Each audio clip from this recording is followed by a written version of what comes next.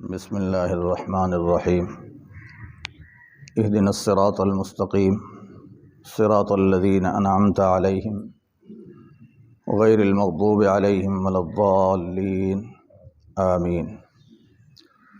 سیدھا راستہ دکھا ہمیں، راستہ ان لوگوں کا جن پر آپ نے انعام فرمایا ہے، نہ کہ ان لوگوں کا راستہ جن پر غضب کیا گیا اور نہ گمراہوں کا۔ سورہ فاتحہ کی آخری آیتیں ہیں جن میں ہمیں ایک بہت بڑی اہم دعا تلقین کی گئی ہے۔ کل کا درس بھی اسی پر بیان ہوا تھا۔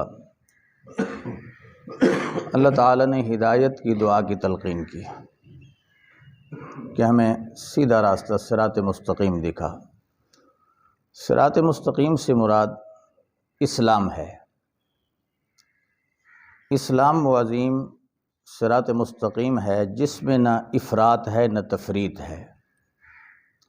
افراط کہتے ہیں کہ جس کے اندر احکام میں حد سے زیادہ شدت اور سختی ہو۔ تفریط کا معنی کہ اس میں حد سے زیادہ نرمی ہو۔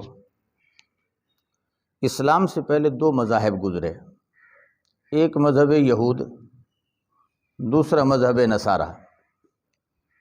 یہود کے مذہب کے اندر شدت اور سختی کے احکام زیادہ تھے، اور نصارہ کے مذہب کے اندر، دین عیسائیت کے اندر نرمی زیادہ تھی۔ اسلام کا مذہب ان دونوں کے مابین ہے، نہ اس میں زیادہ احکام کے اعتبار سے شدت ہے، نہ اس میں حد سے زیادہ نرمی ہے، بلکہ بین بین اعتدال والا راستہ۔ اس لیے اس راستے کو ہی صراط مستقیم کہا گیا کہ اس میں کوئی زیادتی یا حد سے زیادہ نرمی نہیں ہے۔ ایک مثال دیتا ہوں کہ یہود کے اندر، ان کے مزاج میں یا عادات کے اندر کس قدر سختی تھی کہ اس سختی کے نتیجے میں انہوں نے ہزاروں انبیاء کا قتل کیا، خود اپنی کتاب تورات کے احکام کو بدل ڈالا۔ عیسیٰ علیہ السلام اس دنیا میں تشریف لائے، اللہ کی قدرت کا ایک نمونہ اور مظہر تھے، بغیر والد کے اللہ تعالیٰ نے ان کو پیدا کیا، لیکن ان کو نبی تو درکنار، معاذ اللہ حضرت مریم پر زنا کی تہمت لگا کر ان کو ولد الحرام کہا۔ یہ ان کی حالت تھی یہود کی۔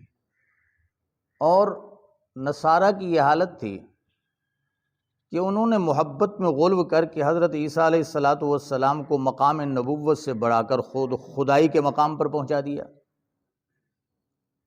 اسلام اس چیز کا روادار نہیں ہے۔ جس چیز کا جو مرتبہ ہے اس کو اسی مرتبہ میں رکھنا، یہ اسلام کی حقیقت ہے۔ اللہ کی جو حقیقت ہے، جو تعارف قرآن نے کرایا یا جناب رسول اللہ صلی اللہ علیہ وسلم نے کرایا کہ وہ قادر قیوم ہے، وہ حی القیوم ہے، وہ ہمیشہ سے ہے، ہمیشہ رہے گا، ازل سے ہے، ابد تک ہے، اس کے اقتدار و حکومت کے اندر کوئی زوال نہیں ہے، اللہ کی ذات میں کوئی نقص نہیں ہے، اس کی خوبیاں ساری ذاتی، کمالات ذاتی ہیں۔ یہ خدا کا تعارف رسول اللہ نے کرایا ہے اور قرآن نے کرایا ہے۔ اب خدا کو اس انداز سے ماننا، یہ صراط مستقیم ہے۔ اللہ کے رسول کا مقام کیا ہے کہ اللہ کے رسول ایک انسان ہوتا ہے، بندہ ہوتا ہے۔ پھر انسانیت کے اندر جو اعلیٰ مرتبہ ہے اللہ کی مخلوق میں، نبوت کی ذات ان تمام مراتب میں سے سب سے علیٰ مرتبے پر فائز ہوتی ہے، لیکن اس تمام تر مرتبہ کے باوجود نبی کی ذات ہوتی اللہ کی مخلوق ہے۔ مخلوق کا ایک فرد ہوتا ہے، وہ خالق نہیں ہوتا۔ نبی معبود نہیں ہوتا، نبی دنیا میں عابد ہوتا ہے، سب سے زیادہ اللہ کی عبادت کرنے والا۔ اسی طرح آج ہماری امت کے اندر بھی یہ افراط و تفریط پیدا ہوئی کہ محبت کے اندر آ کر اولیاء کو نبوت کے مرتبے پر پہنچا دیا، معاذ اللہ نبی کو خدا کے مرتبے پر پہنچا دیا۔ میرے بھائیو، یہ چیزیں اسلام کے خلاف ہیں، اسلام کے روح کے منافی ہیں۔ جو ولی ہے اللہ کا مقرب ہے، ٹھیک ہے، اس کی ولایت کو مانو، لیکن یہ کہاں لکھا ہے قرآن میں یا شریعت مطہرہ کے اندر کہ ولی کو خدائی درجہ جناب اختیارات مل گئے؟ خدائی اختیارات صرف اللہ کا خاصہ ہیں، اللہ کے ما سوا اللہ کا کوئی خاصہ اس کی مخلوق کے فرد میں اس کا تصور ہی نہیں ہے۔ اس لیے اپنے عقائد کی اصلاح کرنا، قرآن و سنت کے مطابق ڈھالنا، شریعت مطہرہ کے مطابق ان کو بنانا، ہم سب اس کے مکلف ہیں۔ اسلام نے ہمیں اس کا پابند کیا ہے۔ اس لیے اس دعا میں اللہ تعالیٰ نے ہمیں دو چیزیں بتائیں، ایک مثبت پہلو سے، دوسرا منفی پہلو سے۔ مثبت پہلو سے کیا بتایا کہ یا اللہ ہمیں وہ سیدھا راستہ دکھا ان لوگوں کا جن پر تو نے انعام فرمایا، یہ ہے مثبت۔ اور انعام یافتہ طبقہ کے لوگ کون ہیں؟ میں نے عرض کیا تھا کہ قرآن کریم کی دوسری آیت میں 4 طبقات کا ذکر کیا، انعم اللہ علیہم من النبیین والصدیقین والشہداء والصالحین۔ یہ 4 طبقات انعام یافتہ ہیں۔ اب ان 4 طبقات میں سے جس طبقے کی بھی آپ نے پیروی کر لی دنیا میں، آپ کامیاب ہیں۔ یہ ہے مثبت پہلو۔ اور منفی پہلو کیا ہے؟ آخری آیت میں منفی پہلو ذکر فرمایا، غیر المغضوب علیہم ولا الضالین۔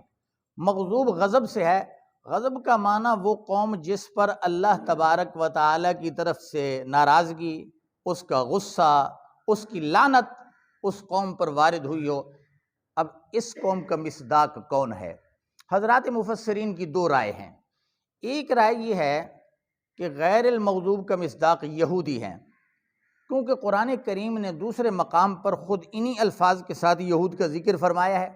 فرمایا ضربت علیہم الذلۃ والمسکنہ وباؤوا بغضب من اللہ، باؤوا بغضب من اللہ، کہ ان پر ذلت اور مسکنت ڈال دی گئی اللہ کی طرف سے، اور وہ دنیا میں لوٹے ہیں تو خدا کا غضب اور لعنت لے کر۔ تو اس اعتبار سے بعض حضرات کہتے ہیں کہ مغضوب سے مراد یہود ہیں، اور والضالین سے مراد بعض مفسرین کی رائے یہ ہے کہ اس سے مراد نصارہ ہیں، کہ انہوں نے اپنے دین کی حقیقت کو بدل دیا، عیسیٰ علیہ السلام کو اللہ کا بیٹا بنا لیا، حضرت مریم کو معاذ اللہ خدا کی بیوی بنا دیا، خدائی کو 3 حصوں میں بانٹ لیا، 3 حصوں میں ثالث و ثلاثہ کا نظریہ گھڑ لیا، تو یہ لوگ گمراہ ہیں۔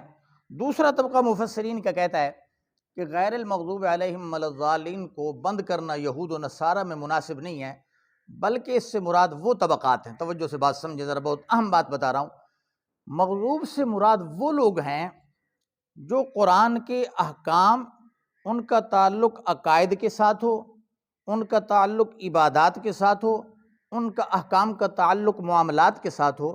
ایک انسان جانتا ہے کہ یہ عقیدہ خلاف شریعت ہے، اس کے باوجود اس کو اپناتا ہے۔ ایک شخص جانتا ہے کہ میں یہ جو کام کر رہا ہوں حرام ہے، جاننے کے باوجود حرام کا ارتکاب کرتا ہے۔ جانتا ہے کہ زنا حرام ہے، پھر بھی کر رہا ہے۔ جانتا ہے سود حرام ہے، پھر بھی سودی کاروبار کر رہا ہے۔ جانتا ہے ظلم کرنا حرام ہے، پھر بھی دنیا میں ظلم کرتا ہے۔ جانتا ہے دوسروں کی حق تلفی کرنا یہ ظلم ہے، ناجائز اور حرام ہے، اس کے باوجود کرتا ہے۔ تو ہر وہ شخص جو ان احکام شریعت کو جاننے کے باوجود ان کا ارتکاب کرتا ہے، وہ غیر المغضوب کا مصداق ہے۔ نمبر 2، ولا الضالین، اس کا مصداق وہ لوگ ہیں کہ جو جانتے نہیں ہیں، نادانی میں، جہالت میں ایسی افعال کا ارتکاب کرتے ہیں جو خلاف شریعت ہیں۔ جو کیا ہیں؟ خلاف شریعت۔ نادانی کے اندر، جہالت کے اندر، علم کی طرف رغبت نہیں ہے، علماء کے ساتھ تعلق نہیں ہے، قرآن و سنت کے ساتھ واسطہ نہیں ہے، ایسے لوگ نادانی کے اندر جو غیر شرعی افعال کا ارتکاب کرتے ہیں، وہ ولا الضالین کا مصداق ہیں۔ تو اللہ تعالیٰ نے یہ منفی پہلو سے ہمیں دعا تلقین کی کہ ہر نماز کے اندر یہ دعا کرو کہ اللہ انعام یافتہ لوگ جن پر تو نے انعام کیا ہے، تو ان پر دنیا آخرت میں راضی ہے، ہمیں انہی کے راستے پر چلا۔ جب ہم انہی کے راستے پر چلیں گے تو ہم بھی انعام یافتہ لوگوں میں شمار ہوں گے۔ اور دوسرا یہ فرمایا کہ یا اللہ ان لوگوں کے راستہ پر کبھی نہ چلانا جن پر دنیا میں یا آخرت میں تیرا غضب ہوا، تیرے غضب کے مستحق بنے، یا وہ گمراہ ہو کر بھٹک گئے صراط مستقیم سے۔ اس لیے اللہ تبارک و تعالیٰ نے یہ دعا تلقین فرمائی۔ آخر میں سورہ فاتحہ کے متعلق ایک بات کہہ کر بات ختم کرتا ہوں، ذرا توجہ سے سننا۔ سورہ فاتحہ قرآن کی پہلی سورت ہے۔ اب نماز کے اندر سورت فاتحہ کا پڑھنے کا کیا حکم ہے؟ یاد رکھنا، پورے قرآن پاک میں اللہ تعالیٰ نے نماز کے اندر سورہ فاتحہ پڑھنے کا حکم نہیں دیا۔ پورے قرآن میں اول سے آخر تک نماز میں سورہ فاتحہ پڑھنے کا حکم نہیں دیا، قرآن نے صرف یہ حکم دیا فَقْرَؤُوا مَا تَيَسَّرَ مِنَ الْقُرْآنِ، قرآن میں سے جو تمہیں آسان لگے پڑھو۔ البتہ حدیث میں آیا کہ آپ صلی اللہ علیہ وسلم نے ارشاد فرمایا لا صلاۃ الا بفاتحۃ الکتاب، کہ فاتحہ کے بغیر نماز نہیں ہے۔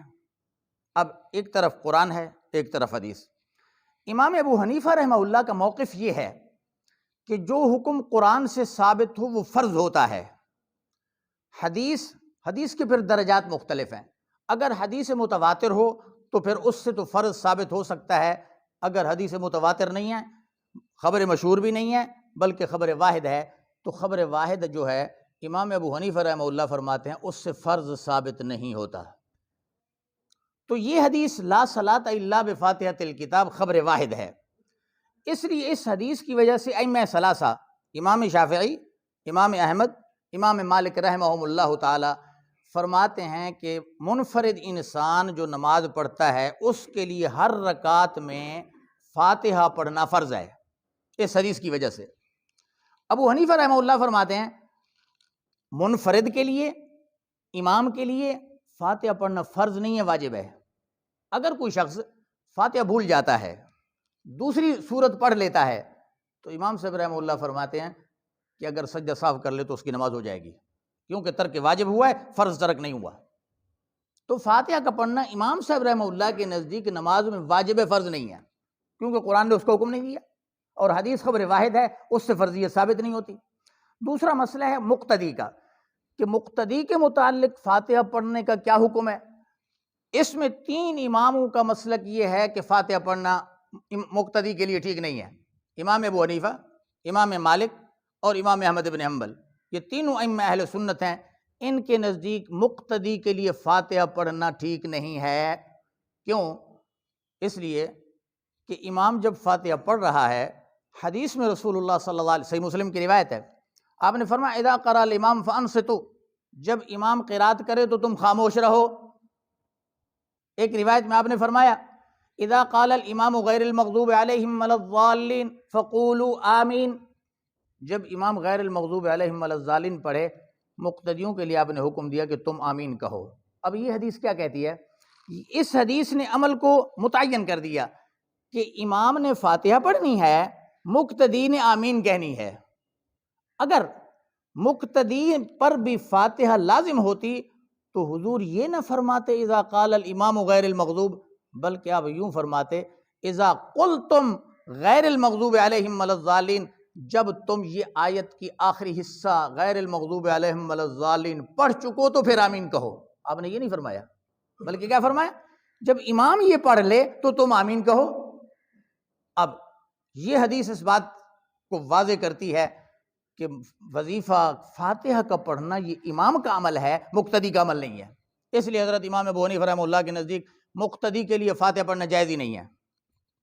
امام جب پڑھ رہا ہے، مقتدی نے اس کی دعا پر آمین کہہ کر جب مہر لگا دی تو بس یہی اس کے لیے کافی ہے، وہ اس کی دعا میں شامل ہے۔